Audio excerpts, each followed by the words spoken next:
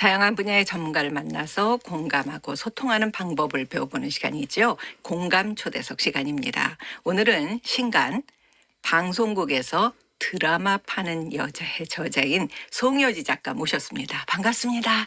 네, 안녕하세요. 네. 드라마에서 뭘 판다. 그러니까 이제 일반 시청자들께서는 그 방송국에 영업부가 있어서 그래서 뭐를 팔러 다닐까, 물건이 뭘까 이렇게 궁금해하실 것 같은데 네. 우선 자기소개를 좀 해주실까요? 네, 안녕하세요. 저는 방송국에서 드라마 파는 여자 송효지입니다. 네, 저는 10년 넘게 콘텐츠 판매 협상을 하고 있는데요. 쉽게 말하면 드라마나 그냥 예능 프로그램을 플랫폼, 전 세계라든지 아니면 국내 플랫폼에 공급을 하고 있어요. 그래서 전 세계 드라마와 예능 콘텐츠를 수출하며 한류를 전파했었고, 지금은 국내 플랫폼들과의 협상을 담당하고 있습니다. 그리고 이러한 경험을 묶어서 협상 에세이를 낸 작가이기도 하고요. 제 책이 최근에 또 대만에 수출이 돼서 네, 중국어판으로도 현재 대만 독자들을 만나고 있는데 정말 너무 감사한 생각이 듭니다. 근데 송효지 작가가 지금 자신 소개하는데 아나운서 입사할 때 면접에서 자기 소개하는 것 같았어요. 그런 얘기 많이 안 들으세요?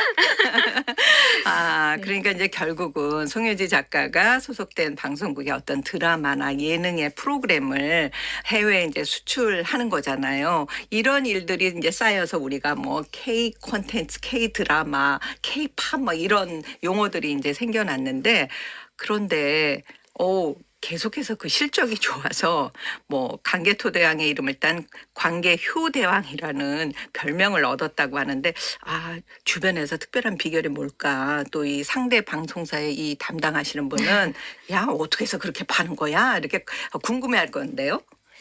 네, 제가 글로벌 사업부에 있을 때 얘긴데요. 그 당시 담당하는 국가마다 매출이 잘 나온 편이어서 동료들이 그냥 재미삼아, 농담삼아 관계토 효왕이라고 약간 붙여졌던 기억이 납니다. 네. 네, 저도 처음부터 이 일에 소질이 있다고는 생각하지 않았는데요. 제가 영어도 그렇게 잘 하지 못하고 또 미디어 산업 측면에 대한 지식도 이렇게 해박하다고 생각하지는 않았거든요. 근데 시간이 지나면서 한 가지 깨달은 점이 있다면 바이어들을 만나서 미팅을 하고 딜을 하는데 그렇게 가슴이 뛰더라고요.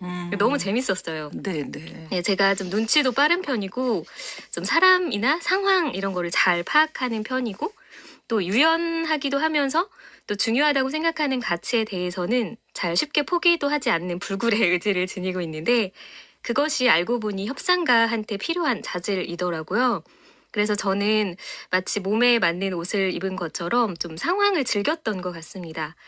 네, 그리고 좀 실제로 부딪히고 깨지면서 다듬어진 부분도 있고요. 네. 학교 다닐 때 흔히들 하는 얘기 인싸였던 것 같아요. 어떻게 친구들이 좀 많았을까요? 네, 좀 대학교 할 때 약간 학교 그런 작은 기수부, 응원단의 기수부 이런 것도 했었고, 그래요. 네, 동아리 할 때 그런 임원진, 부회장하고 그렇게 예. 살았는데 사실 회사 다니면서는 워낙 일에 좀 에너지를 많이 쏟다 보니까 외부 활동은 거의 안 했고 사실 집 회사만 거의 왔다 가면서 되게 조용히 살았던 것 같아요. 우리가 보통 이제 네. 방송국이다 그러면 제작하는 프로듀서나 또 방송하는 아나운서, 기자, 그다음에 기술직 이렇게 알고 사실 경영 직군에 대해서는 잘 모르는 분들도 있어요. 네네. 그래요. 근데 이제 송 작가는 처음에 입사해서 처음부터 이런 직군에서 일을 하시게 된 거예요. 네, 저는 신입공채에서 방송 경영이라는 직종이 있어요. 네네. 많은 분들이 아나운서, 기자, PD 이런 직종은 많이 알고 계시는데 방송 경영이 있다는 거는 사실 이 업계 아니면은 잘 모르시더라고요. 그래서 저는 방송 경영이라는 공채로 들어갔습니다. 보통 이제 방송 경영이라 그러면 인사부라든지 아니면 돈을 관리하는 그런 쪽을 생각을 하는데 일단 이제 송여지 작가가 입사를 했을 때는 지금 방송국에서 갖고 있는 많은 프로그램들을 어딘가에 이제 파는 일을 하는 거잖아요. 네네. 그래서 이제 협상을 해야 되는데 팔려면 어디 길에 가서 그냥 이렇게 좌판에다가 펴놓고 팔 수 있는 게 아니잖아요. 네. 그때 첫인상 사실 그래요. 우리가 뭐 남녀가 만났을 때도 뭐 3초면 뭐 파악을 한다. 뭐 그런데 사실은 또 거기 반론을 제기하는 사람은 어떻게 외모만 봐. 뭐 좀 얘기도 해봐야지. 그런데 네. 첫인상 다지기가 아주 중요하다고요. 네, 말씀하셨듯이 남녀가 만날 때도 첫인상이 매우 중요하다고 하잖아요. 그런 것처럼 협상도 사람과 사람의 만남이다 보니까 첫 이미지가 끝까지 가는 경우가 종종 있더라고요. 근데 이렇게 첫인상이 중요한 이유는 확증 편향 때문인데요. 한마디로 사람은 왜 보고 싶은 것만 본다고 하잖아요. 맞습니다. 네, 확증 편향이란 자신의 가치관이나 신념, 또 판단에 대한 그런 부합하는 정보에만 주목하고 그 외의 정보는 무시하는 인간의 편향성을 말합니다. 그렇다 보니 처음에 이 사람이 어떤 사람일 것 같다 이렇게 판단을 내려버리면 그게 계속 유지되는 경향이 있는 거죠. 그래요. 그래서 우리가 그 첫인상이 안 좋았던 사람의 어떤 그 생각이나 가치관에 대해서 다시 생각하기가 참 어렵잖아요. 네, 맞습니다. 맞아요. 그런데 이 첫인상을 그러니까 좋게 한다. 뭐 첫인상이 좋아서 이 프로그램 같은 것을 우리가 이제 팔 수 있다 하는 것에 공작새와 플라워 전략이 있다. 공작새는 이제 날개가 아름다운 새잖아요. 플라워는 꽃이요? 네, 맞습니다. 어떤 걸까요? 그러니까 첫인상에 대해서 그런 콘텐츠 판매 협상을 예로 든다면 뭐 이런 것들이 있어요. 첫인상을 좌우하는 요소에는 팔고자 하는 제품의 자신감과 확신이 있는가, 그리고 협조적이고 성실한 태도를 보이는가, 그리고 영향력이 있는가, 그리고 왠지 왜 신뢰가 가는 사람도 있잖아요. 네, 네. 그리고 나한테 호의적이고 인간적인 매력을 지녔는가. 음. 네, 이런 것들이 되게 복합적으로 이루어지는 것 같더라고요. 네, 네. 근데 한 가지 주의할 점은 보통 첫인상이라고 하면 꼭 첫 만남만을 생각을 하게 되잖아요. 그래요. 근데 저는 첫인상을 다지는 시기를 3단계로 봅니다. 그래요? 네. 만남 전, 첫 만남, 음. 그리고 두 번째 만남까지. 아, 네. 보통 남녀 사이에서도 두 번째 만남까지 어느 정도 확신을 내리고 세 번째 만날 때 사귀는 경우가 많다고 하잖아요. 그래서 남녀 관계든 일적인 거래 관계든 첫인상을 다지는 시기는 다 비슷한가 봐요. 그래서 3단계로 나눠서 이제 첫인상 전략을 짠다면, 그러니까 제가 여러 번 이렇게 경험을 통해 보니까 좀 당기기의 강도라고 해야 될까요? 밀당 중에 밀당. 그 네. 당기기의 강도도 조금 달라야 되더라고요. 이게 업무 협상을 할 때는 만남 전부터 2점으로 좀 세게 당기고, 2점. 네, 첫 만남은 1점 정도로 좀 공식적인 태도를 유지를 하고, 두 번째 만남에서 3점이라고 생각을 해요. 그래서 근데 이거는 또 경향성일 뿐이지 상황이나 사람에 따라서 달라지는 또 특성입니다. 그러면 이제 그 만나기 전에는 만나고 싶은 마음을 좀 주는 거죠. 2점 그쵸, 정도니까. 그쵸. 네. 그다음에 그 이제 첫 만남에서는 너무 많이 부담을 주면 안 되니까 맞습니다. 1점 정도. 네네. 그다음에 그다음이 이어지면 이제 그때는 본격적으로 뭔가 결과물을 얻기 위한 그 3점의 전략을 해야 한다는 거잖아요. 네네. 그 제가 지금 공작새 플라워 얘기했는데 이거하고는 어떻게 연관이 되는 거예요? 네. 첫인상 전략에는 이제 그 만남 전의 네. 전략 중에 이제 공작새와 플라워인데요. 네. 내가 먼저 연락을 했을 경우는 공작새 처럼 이렇게 날개를 활짝 펴면서 우리 제품을 최대한 적극적으로 홍보를 해야 된다는 의미고요. 플라워 전략은 꽃이잖아요. 네. 이거는 이제 상대 쪽에서 먼저 연락이 온 경우에 취할 수 있는 전략인데 왜 꽃은 움직이지 않잖아요. 네, 네. 벌이 날아올 뿐이지. 그래서 꽃가루는 가지고 있으면서 좀 은은하게 향기를 뿜어내면서 벌을 유혹할 뿐입니다. 그래서 상대방에게 먼저 연락이 왔다면 문의나 요청에 대해서 은은하고 성실하게 응대하는 게 좋겠다는 의미고 네. 오히려 이때 너무 적극적으로 앞서 나가면 상대방이 도리어 물러나는 경우도 있더라고요. 맞아요. 네. 근데 이거는 이제 인간관계 측면보단 특히 이제 업무 협상에서 주의할 점인데 협상에서 주의할 점은 이 거래가 절박하다는 속내를 노출을 하는 거예요. 네, 그러는 순간 상대는 우위에서 그쵸. 조건을 쥐락펴락 할 것이고 절박한 쪽은 상대에게 맞추면서 계속 끌려갈 수밖에 없기 때문입니다. 네. 그럼 절박한 표정은 내세우지 말아야 되는 건가요? 네, 그래서 어떤가요? 포커페이스도 중요한데 네. 사실 저도 좀 그게 잘 안 되는 편이어서 제가 안 되잖아요. 네, 그래서 되게 되게 많이 긴장을 하고 좀 네. 만나는 편이긴 한 것 같아요. 네. 네, 요런 이제 전략을 세워서 우리가 어떤 이제 만남을 이제 갖게 되잖아요. 첫 만남. 근데 그때 공간 설계가 굉장히 중요하다. 하여튼 어딘가에서는 만나야 될 거 아니에요. 네, 이건 또 어떤 의미를 갖고 있을까요? 네, 이것도 제가 이제 여러 경험을 통해서 좀 알게 된 건데, 이제 첫 만남에서 만약에 상대방이 우리 쪽으로 오기로 했다면, 네. 저는 회사에서 제일 좋은 회의실을 미리 예약을 해둬요. 네. 그러니까 첫 만남은 상대방 입장에서도 좀 긴장되기 마련이거든요. 네. 이 회사가 믿을 만한 회사인지 또 크레딧이 있는지 좀 반신반의한 상태로 오는 신용 경우도 같은 많거든요. 거. 네. 근데 회사를 직접 방문해 보니까 생각했던 것보다 엄청 크고 되게 탄탄한 회사 같다. 그러면 좀 자세부터 상대방의 조금 달라지는 거를 저는 좀 느꼈어요. 그래서 그럴 때 이제 상대방은 아마 이런 감정이 들 것 같아요. 또 왠지 상대방 회사가 커 보이는 까닭에 다소 위축되기도 하고요. 그래서 자신도 모르게 좀 자세가 똑바로 세워지고 말을 더 귀 기울여 듣고요. 그러면서도 자신과의 미팅을 위해서 이렇게 좀 좋은 회의실을 준비해 두었다는 생각에 왠지 존중받는 기분도 들고요. 그래서 맞습니다. 심리적인 압박이 느껴지면서도 흥분되는 네, 그런 묘한 양가 감정이 생기게 됩니다. 그래요.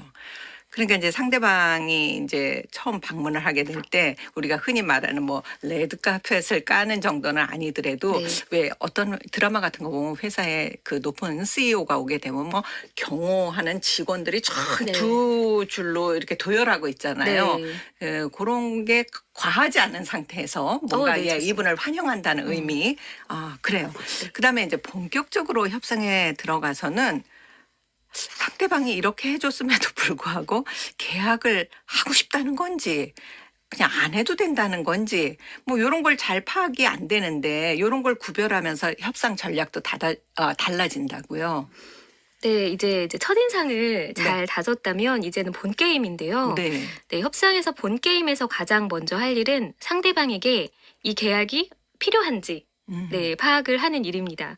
그에 따라 전략이 완전히 달라질 수 있기 때문인데요.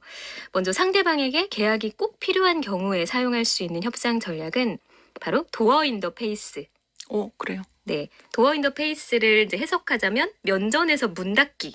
네네. 네, 그래서 우리 쪽으로 들어오려는 상대방을 면전에서 문을 약간 쾅 닫아버려요? 네. 그래요. 그런 다음에 조금씩 열어주면서 네, 들어오도록 하는 방법이에요.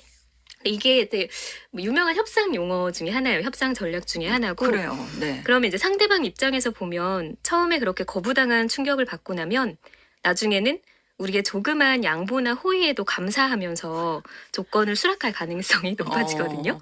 어떤 예가 있을까요? 이런 경우. 저희 좀 쉬운 예로 들어보면 왜 네네. 그런 이야기 들어보셨나요? 재벌 2세를 사로잡는 방법. 뭐 그런 사람을 만날 기회가 없어서 네, 네. 네, 그의 뺨을 때린다. 그래요. 그러면 생전 그 재벌은 그런 행위를 당해본 적이 없잖아요. 그쵸. 그래서 흥미를 갖게 되잖아요. 그쵸. 그건 드라마는 드라마일 뿐 아닌가? 네, 어쨌든. 네, 그러면 그는 나한테 이런 여자는 네가 처음이야 맞아. 하면서 나의 노예가 된다.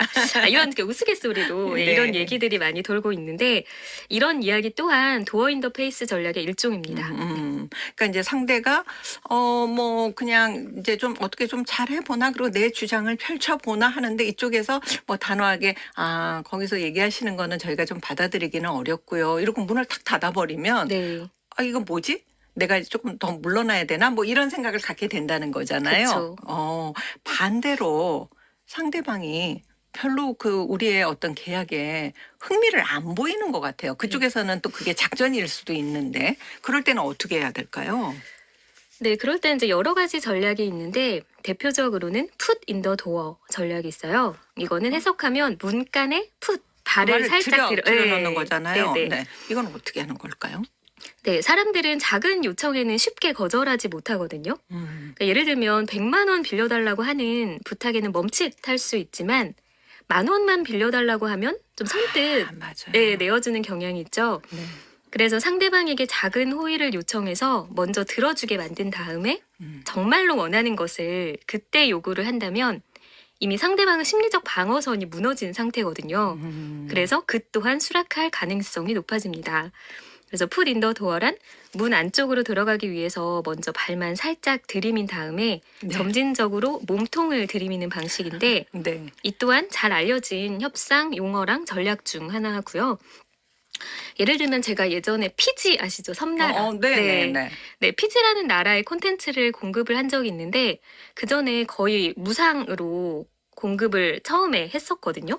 네, 발만 살짝 네. 쌍각역에 들이민 거죠. 네네. 그래서 나중에는 그 덕분에 실제 또 다른 계약으로 실제 가격을 받고 그렇게 이어진 경우도 있습니다. 네. 이것이 문간의 발들여놓기 전략입니다. 또 다른 전략에 군중 심리를 이용한 전략이 있다고요? 네, 맞습니다. 그 사람들은 이미 검증된 것을 좋아하거든요. 네, 그래서 상대방이 저희 콘텐츠에 별로 관심이 없는 이런 신시장 같은 국가에서는 정말 인기 있는 한류 콘텐츠 위주로 홍보를 해요. 그래야 그들도 안심하고 한 번이라도 더 관심을 갖게 되거든요.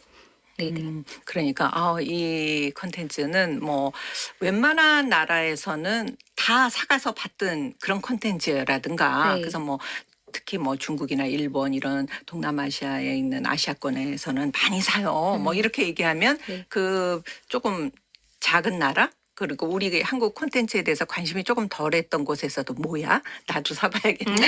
이런 생각을 네. 한다는 거죠. 맞습니다. 네. 네. 그다음에 약한 고리 뚫기 전략은 뭐예요?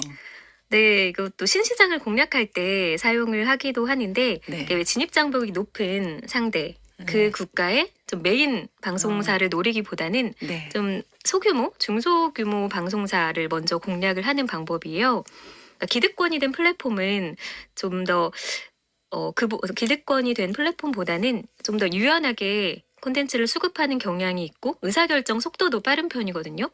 그래서 일부 국민의 마음을 일단 조금이라도 사로잡은 후에 그렇게 되면 점점 주요 방송사들도 이제 한국 콘텐츠를 눈여겨보게 되고 점점 강한 고리 쪽으로 나아갈 수 있는 거죠. 네. 오늘은 이 협상 에세이입니다. 방송국에서 드라마 파는 여자의 저자인 송효지 작가의 이제 협상의 기본기를 배워봤고요. 다음 시간에 본격적으로 실전 협상 방법 알아보겠습니다. 오늘 말씀 고맙습니다. 네, 감사합니다.